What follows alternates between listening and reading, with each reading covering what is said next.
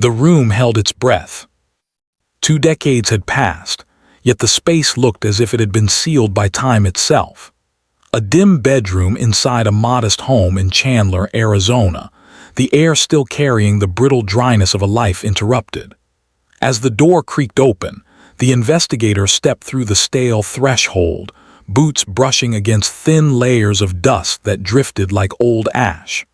The light was low, cautious, cutting through the dark like a hesitant memory. In this frozen quiet, everything felt suspended: the faint scent of paper, the muted outline of old furniture, the chill of a forgotten hour. And at the center of it all lay the echo of one name: Marina Hale, age 28, a community center coordinator whose life had ended without clarity, without closure, without answers. The first 100 words were slow, careful, a return to the scene where time had stalled. Here, the investigator moved with deliberate restraint, as if approaching a place where the past had not yet realized it was gone. Every surface held an impression of that night, though nothing spoke clearly. Nothing ever had. Marina's case had haunted the precinct back in 2004. No forced entry, no clear struggle, no conclusive trace pointing toward motive or intruder, just an abrupt absence in a quiet neighborhood where nothing unusual was expected. Her name had crossed desks, filled case logs, and circulated through routine updates until it faded, swallowed by newer files. But this room had remained untouched, a silent box of forgotten detail. The investigator stood at the doorway, breathing carefully, as if the air itself might collapse under sudden movement. Papers rested in a half-opened file box on the dresser. A cracked picture frame leaned against the far wall. A sweater lay draped over a chair, frozen mid-gesture, as though Marina had stepped out for a moment but never returned. Her background had always stood out. She was known for steady kindness, structured work routines, and a quiet dedication to helping families navigate community programs. No debts, no conflicts, no personal entanglements recorded. Her colleagues described her as warmer than she allowed anyone to see. A small circle of friends, modest ambitions, and a life held together by simple intentions. Yet something had shattered that simple pattern. The investigator's return felt heavier than the first visit all those years ago. This time, the silence wasn't just silence. It felt attentive, waiting. He walked with a measured step, his instincts sharpened by years of distance. Each object, once dismissed as ordinary, now felt like a patient witness.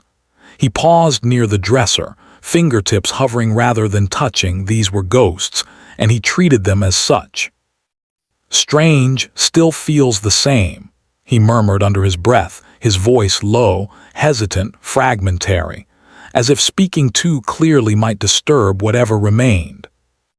He knelt near the edge of the room, studying faint impressions on the carpet where furniture had once been arranged differently. Every shift, every subtle line, every mark that had been overlooked. The investigator's breath slowed. There were no dramatic realizations here, only the quiet weight of details long ignored. Cases like Marina's rarely stayed with others, but for him, it had lingered in the background, a loose thread that refused to detach. He remembered the initial hours, the officers moving carefully through the small home, the clean patterns on the surfaces, the absence of clear struggle but presence of unmistakable finality. He remembered the early interviews with neighbors, each recounting the night as unremarkable. Now, 20 years later, he stood again in the same stillness, the same stale air, the same empty expectation. But something was different this time. Something subtle, almost imperceptible. A shift in the atmosphere, as if the room itself sensed that its silence might soon be questioned again. Marina's story was still unfinished, and the investigator, older now, understood that this return was not routine. It was a reckoning, with the evidence, with the past, with his own sense of what he might have missed. The case had never been cold to him. It had simply waited. Case reopens due to discovery of new crucial evidence. The file had resurfaced not through luck, but through a quiet procedural update triggered during a department audit. An intern had been digitizing old materials, cataloging archived evidence stored in temperature-controlled cabinets. Among the scanned items was a photograph never uploaded into the system back in 2004, a single image printed from an older camera model, showing Marina standing beside her bedroom dresser. The timestamp was fuzzy, the lighting uneven. But one small detail stood out: a narrow metal bracelet on the dresser behind her, barely visible unless enlarged. The bracelet had never been logged, not once. The oversight raised immediate questions. Why was the item absent from the evidence list? Had it been misplaced, overlooked, removed? The investigator received the call early one morning, the intern's voice careful but uncertain. "Sir, there's something odd in this picture. Thought you should see it." When he arrived at the archive room, he studied the image closely. The bracelet was simple, unmarked, metallic, likely stainless steel, but its placement didn't align with anything found during the original search. Its presence introduced a fracture in the timeline, an inconsistency that demanded attention. He felt the faint shift inside himself, a careful tightening of focus, something small yet concrete, something that didn't rely on speculation. The case reopened officially the next day. Standing again inside Marina's room, he thought about that bracelet. Thin, unassuming, easily missed. It might have belonged to her. It might have belonged to someone else.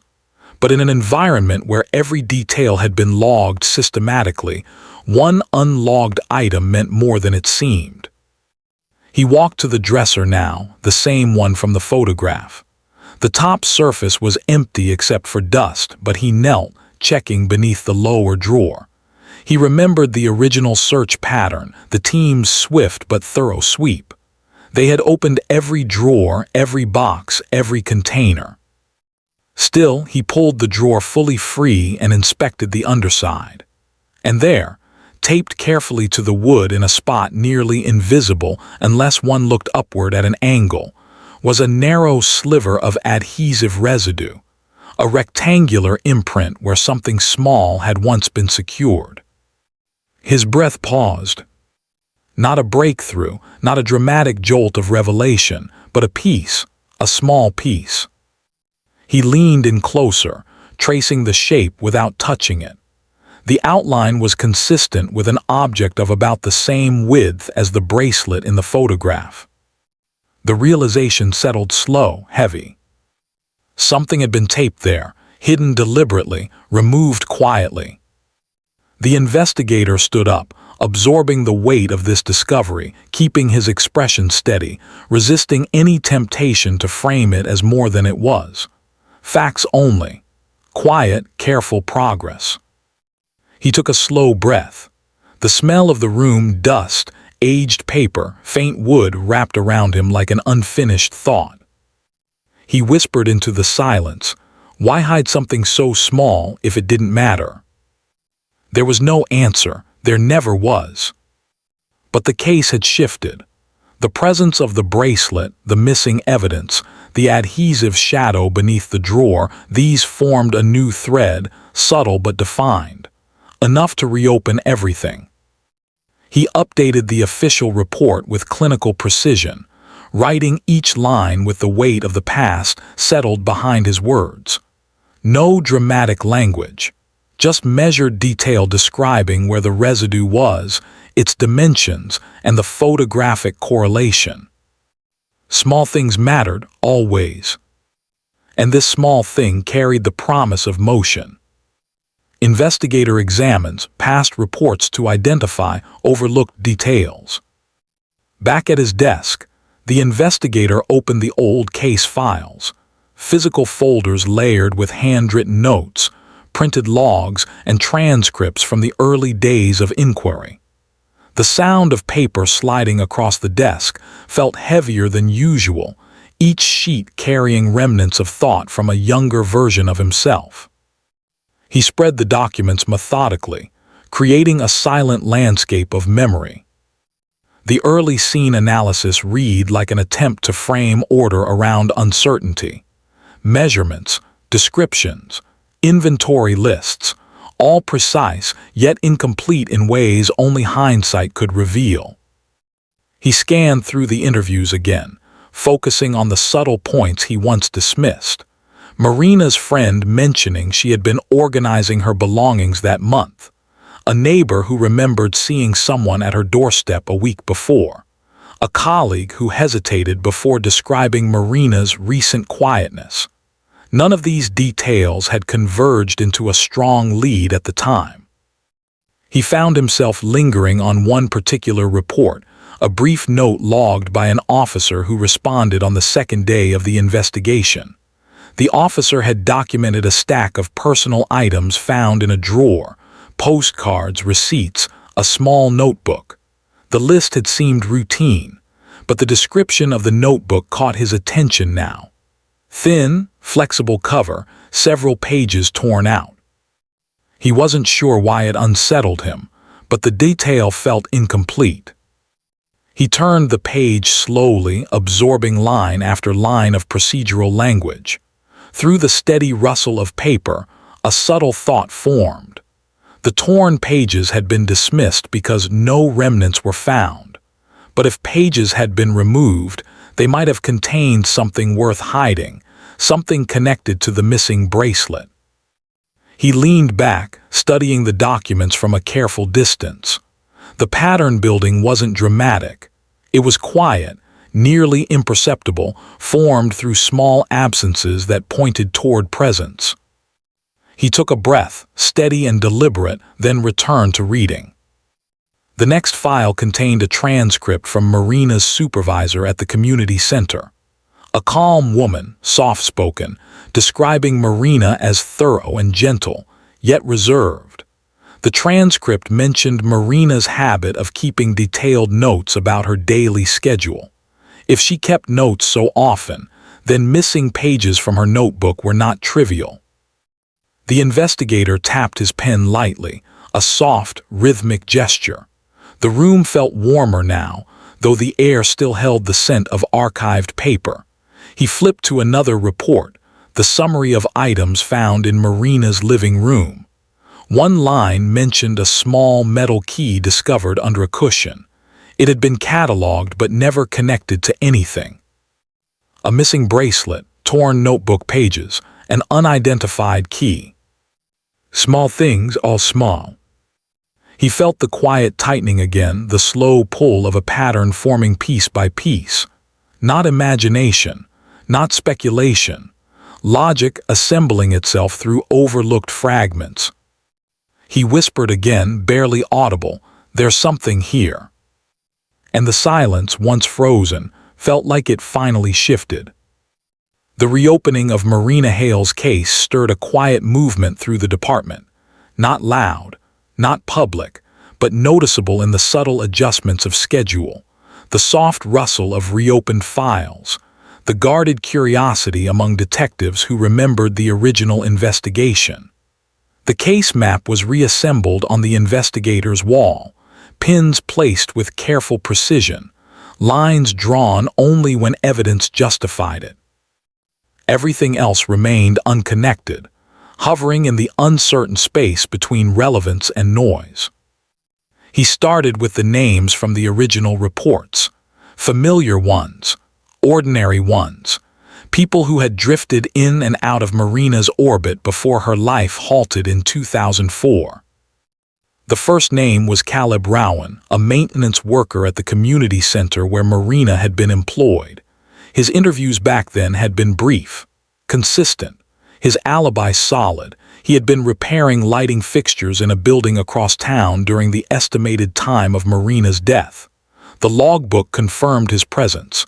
Colleagues verified it, yet something about him lingered, Not suspicion, more an unresolved question.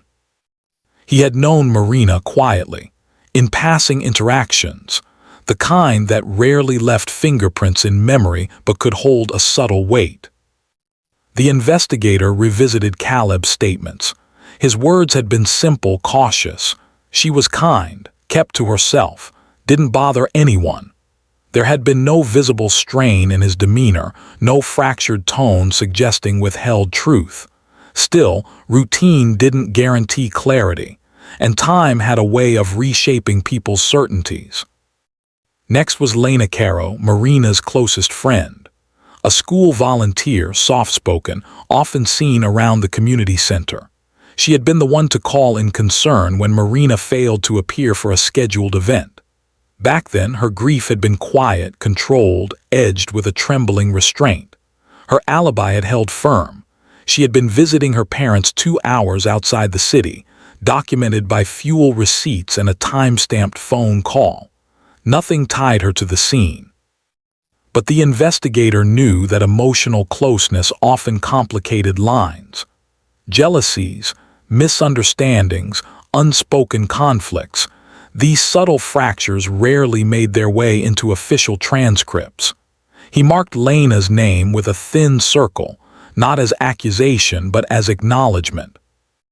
Another figure emerged from Marina's professional environment, Daniel Whitford, a coordinator from an adjacent department.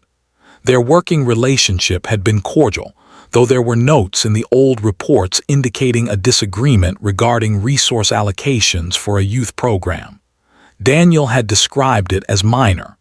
Marina's supervisor had echoed the sentiment, emphasizing that both had resolved the issue without escalation.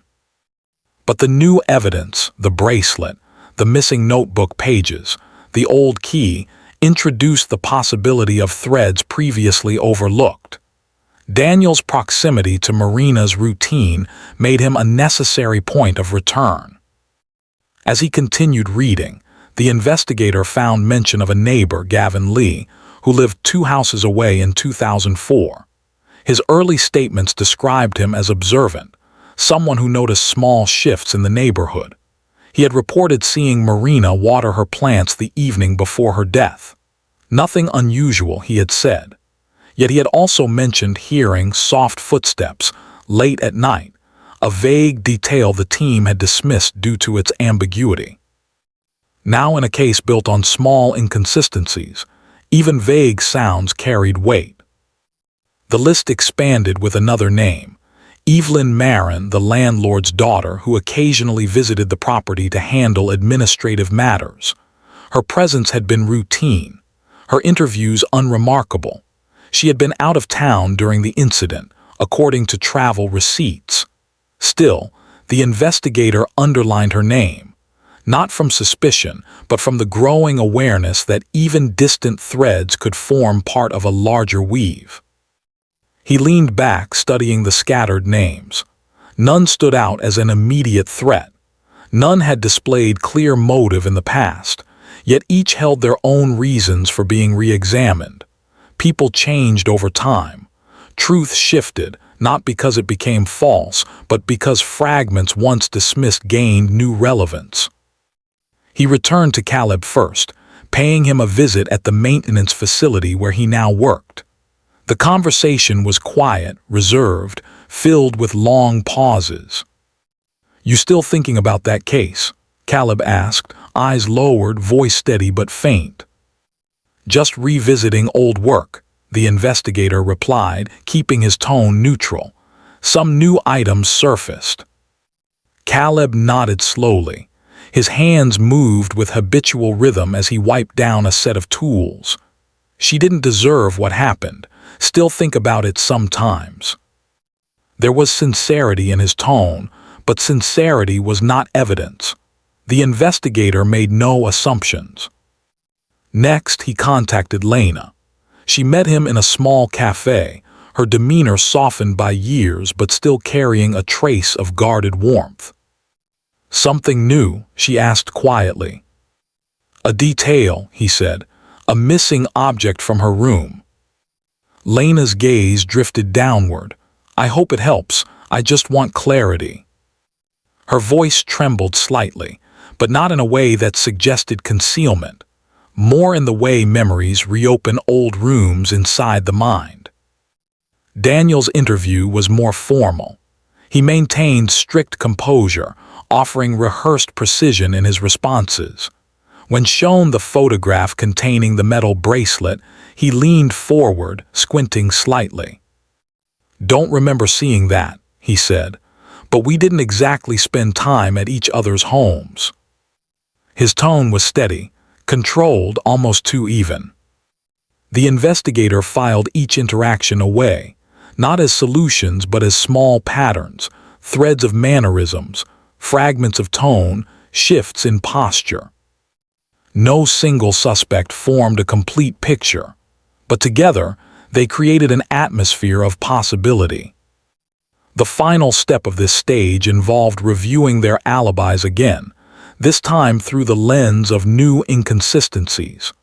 Times, locations, interactions, he rechecked everything. Nothing broke cleanly, but several lines bent. Caleb's logbook had a 10-minute gap between his recorded tasks. Minor, perhaps meaningless but present. Lena's travel route included a bypass that wasn't the most direct.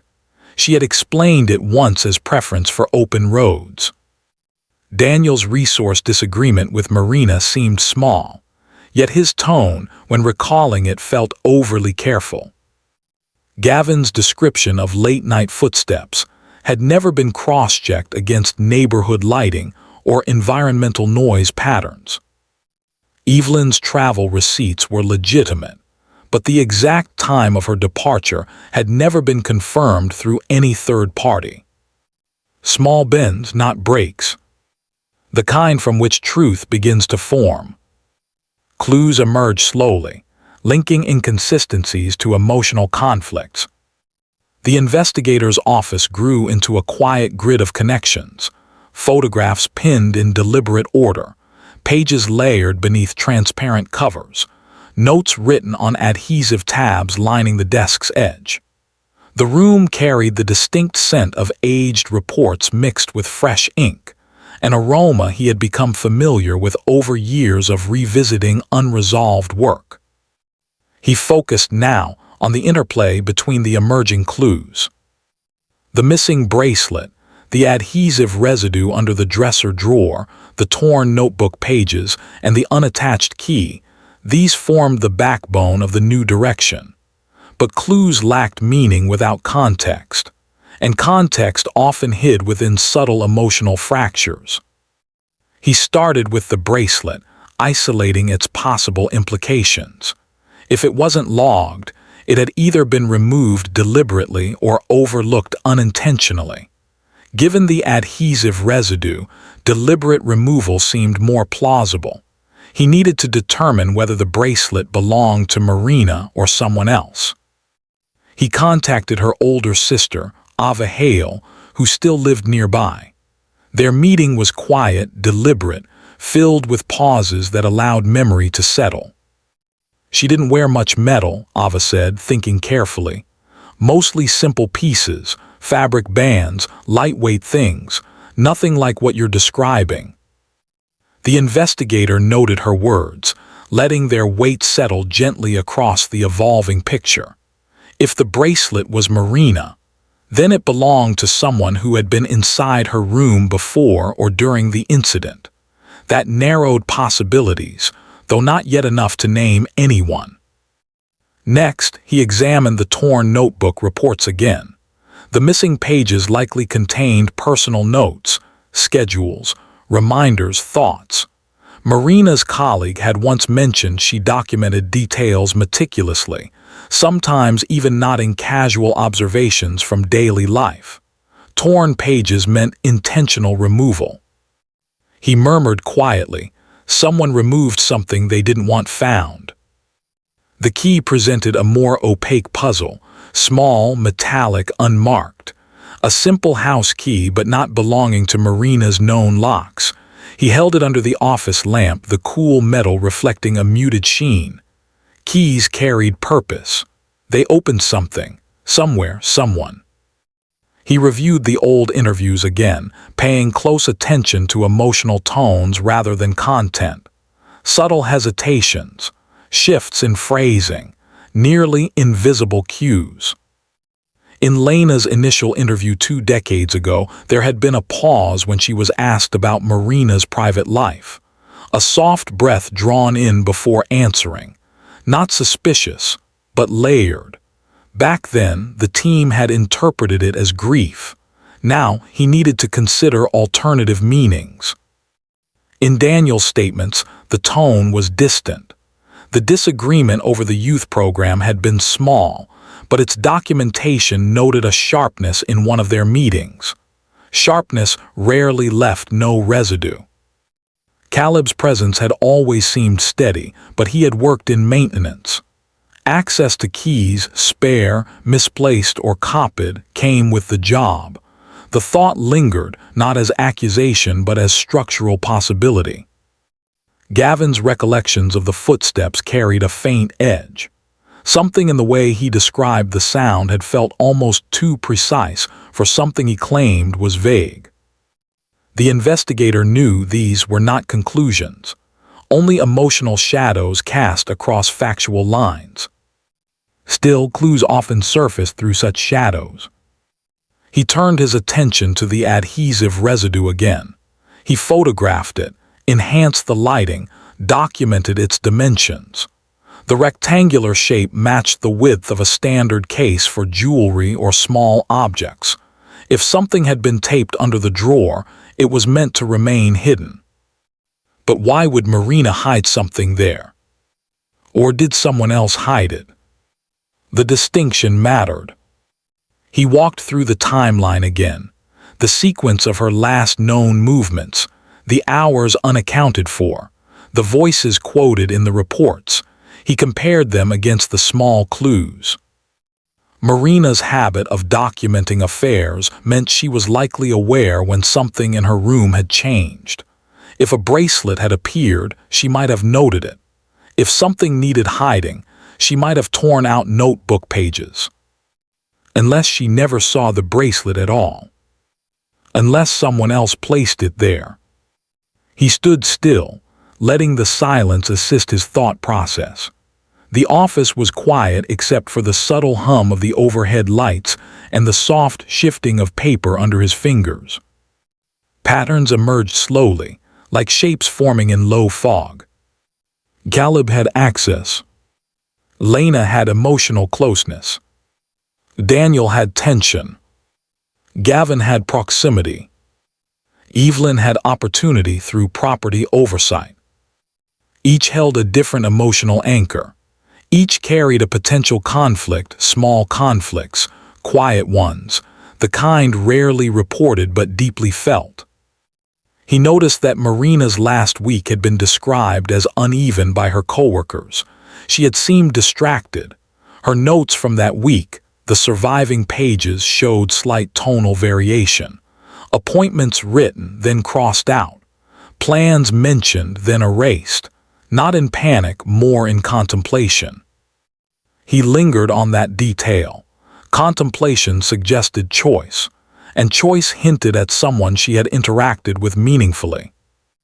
The investigator picked up the old notebook, flipping through the non-torn pages. They described mundane tasks, supply pickups, event reminders, but also contained brief mentions of meeting, discussion, and follow-up. No names, just fragments. One note stood out, a small penciled line reading key. The investigator stared at the word, not bold, not underlined, just present. A question. A quiet one. And in this case, quiet questions mattered more than loud answers. He exhaled slowly, feeling the weight of the developing direction. These clues were not noise. They formed a methodical progression, a silent path through overlooked inconsistencies and the emotional tensions that tied them together. He pinned the word key onto the board above Marina's photo. And for the first time in years, the case's rhythm shifted from stillness to motion. The atmosphere inside the investigator's office shifted in a nearly imperceptible way as the threads converged. Not through revelation, not through sudden clarity, but through the quiet assembly of logic. Each clue aligned itself into a narrow corridor of possibility, and at the end of that corridor stood someone who had never been close to the center of suspicion: Gavin Lee, the neighbor. He was the least entangled emotionally, the least connected professionally, the least mentioned in the original reports, but sometimes cases hid their answers in the corners where no light had ever been directed. The investigator began with Gavin's original account, the sound of soft footsteps the night Marina died. That detail had been dismissed back then because he had described it as uncertain, maybe nothing, he had claimed. But as the investigator re-examined the environmental conditions of the neighborhood in 2004, something quiet but critical surfaced. The streetlights on Marina's block had been undergoing intermittent outages that month. Reports from the city's infrastructure logs confirmed sections of the street frequently dipped into partial darkness after midnight. With dim lighting and low visibility, footsteps could carry differently, echoing across uneven pavement, altering directionality. The investigator noted that Gavin's account of soft steps didn't match typical nighttime acoustics under those conditions. Sound should have carried sharper, not duller. Gavin's description reflected someone standing closer to the origin of the sound, not listening from a distance. He made a note: proximity anomaly. Next, he reanalyzed the unseen bracelet in the photograph. When enhanced further, a faint reflection on the surface revealed a shape engraved on the metal, a tiny geometric marking. It wasn't decorative. It resembled a manufacturing stamp used on certain lockbox accessories from a limited series produced in the early 2000s. The investigator cross-referenced property records. Only one person on Marina's street had filed a maintenance request in 2003, involving installation of a private lockbox for document storage. Gavin Lee. The investigator paused, letting the realization settle. The small metal bracelet might not have been a bracelet at all, but part of a narrow lockbox strap. Something meant for securing thin cases of documents, not jewelry. He considered the adhesive residue beneath Marina's drawer. If a small lockbox strap had been taped there, then a lockbox itself, or its contents, might once have been hidden within that same drawer.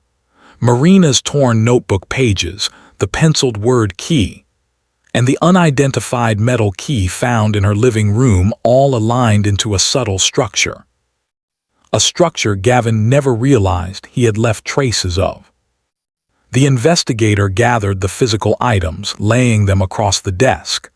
The key, the enhanced photograph, the old notebook, the residue images. He rearranged them slowly, allowing logic to surface through the stillness. The key belonged to a simple domestic lockbox, the type Gavin had installed. The strap in the photo was consistent with the lockbox model he used. If the strap appeared in Marina's room and residue suggested something had been taped, then Gavin's lockbox or its contents had been present in her drawer, not Marina. He searched through municipal records for Gavin's background, focusing on his occupation during 2004. The report stated he worked in administrative auditing for a small financial services company.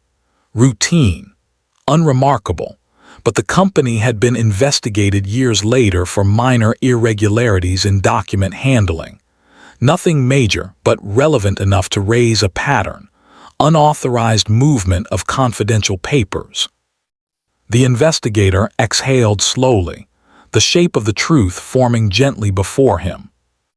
Gavin had likely stored documents or sensitive items in his home lockbox.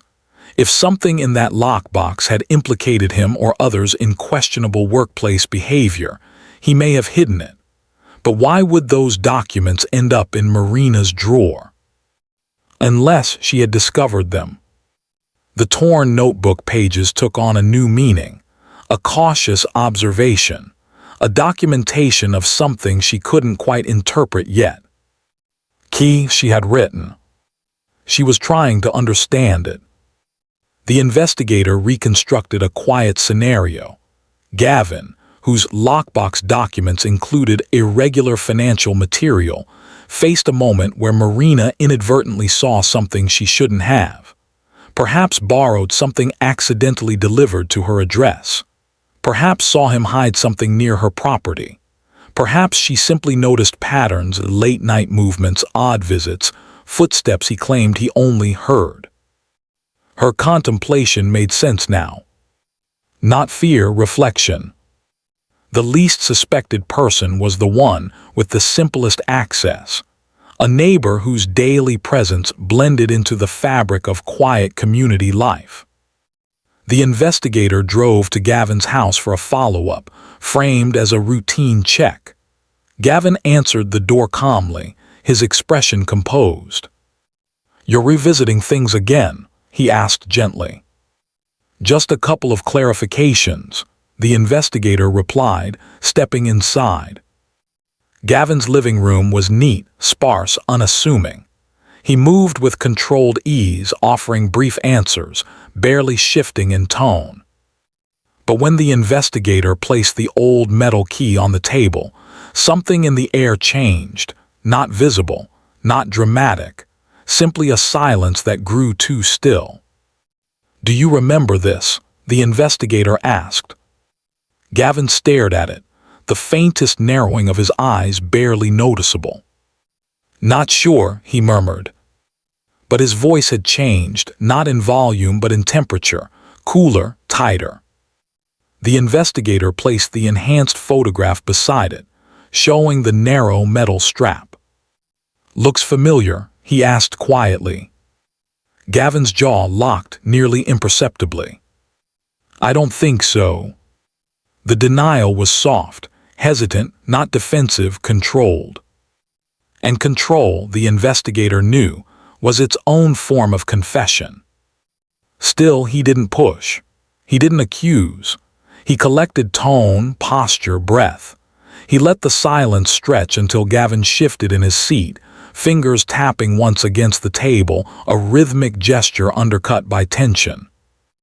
Leaving the house later, the investigator carried no dramatic revelation, only a quiet certainty built on the small details that had patiently waited 20 years. Logic had arrived at the truth naturally, quietly. The least suspected person was no longer invisible. Ends with moral reflection. Truth isn't always visible on surface. The formal conclusion of the case came slowly, through careful documentation, corroboration of findings, and a series of methodical interviews that aligned each fragment into a singular narrative. Nothing loud, nothing chaotic, just steady movement toward closure. Gavin was brought in for further questioning. He maintained calmness, offering precise statements, but small fractures in his timeline and inconsistencies in his earlier remarks created a grid of quiet contradictions. When presented with the full sequence, the bracelet strap, the residue, the notebook fragments, the key, his composure shifted in subtle ways that only the attentive eye could register. A final cross-check with manufacturing records confirmed that the key found in Marina's living room was part of a batch shipped exclusively to the model of lockbox Gavin owned in 2003 and 2004.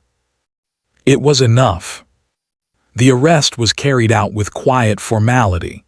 No spectacle, no uplifted voices, just the soft sound of handcuffs closing and the muted echo of footsteps through the corridor. The investigator didn't watch with triumph, only with the steady acceptance that cases like these never concluded cleanly. They concluded through evidence, through patience, through the quiet persistence of detail. Back in Marina's old room, he stood once more at the doorway, letting the still air surround him. Nothing in the space looked different. Dust remained dust. Silence remained silence. The past didn't dissolve simply because the truth had been uncovered. It lingered, permeating the room with the faint scent of paper and the steady presence of time. He traced his gaze across the edges of the dresser, the outline of the carpet, the muted reflection of the window pane. The ghosts of overlooked clues no longer felt silent, they felt acknowledged. Yet something else lingered, a stillness that did not feel resolved. Justice had been served in the mechanical sense. Evidence aligned, a suspect apprehended, a narrative completed. But justice, he knew, did not mend the invisible fractures left behind. It did not bring back the days Marina lost, nor erase the moments she spent making sense of something she never had the chance to understand fully. He knelt near the dresser again, eyes settling on the faint imprint where something had once been taped. A small rectangle, a small oversight, a small truth waiting to be seen. He whispered softly, "Should have seen you sooner." Not sorrow, not confession. Just acknowledgement, quiet, restrained, shaped by years of work and the weight of what had been missed. He stood slowly, exhaling into the silence. The room didn't answer. It never had. Outside, the late-day light filtered through desert air, stretching long shadows across the pavement, lines that shifted gently, almost imperceptibly with time. Cases didn't end.